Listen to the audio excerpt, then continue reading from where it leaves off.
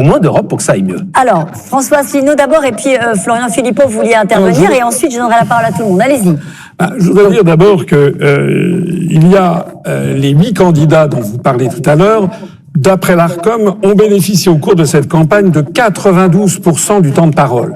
C'est-à-dire que 8% du temps de parole sont réservés aux 30 autres candidats. C'est un scandale démocratique. C'est un scandale démocratique. Non. Il n'y a aucun pays démocratique au monde où il y a une telle différence. Plus ou moins d'Europe.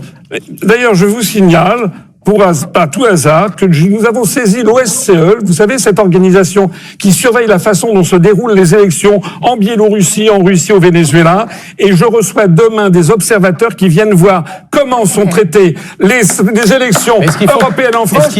Nous avons, écoutez, j'ai eu plus ou moins d'Europe dans nos vies quotidiennes pour la changer. Laissez-moi parler, pour une fois que j'ai la parole, laissez-moi parler.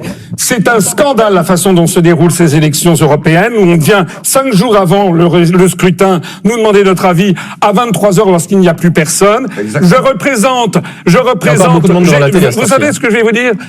J'ai une chaîne de télévision, je suis le responsable politique qui a fait 20 vidéos qui ont dépassé 500 000 vues, 7 vidéos qui ont dépassé 1 million de vues. C'est ça que les Français attendent comme véritable débat. Est-ce que oui ou non, on va rester dans cette Union européenne qui est en train de nous détruire et d'écraser nos libertés, notre niveau de vie et qui nous entraîne vers la guerre? Alors, d'ailleurs, en fait, les Français ont déjà tranché.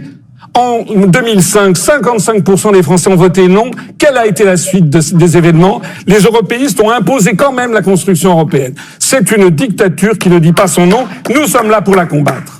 Allez, Florian Philippot, sur cette question qui était posée, qui a été une question qu'on a beaucoup entendue pendant ce débat, plus ou moins d'Europe, on connaît un peu la réponse étant donné l'introduction.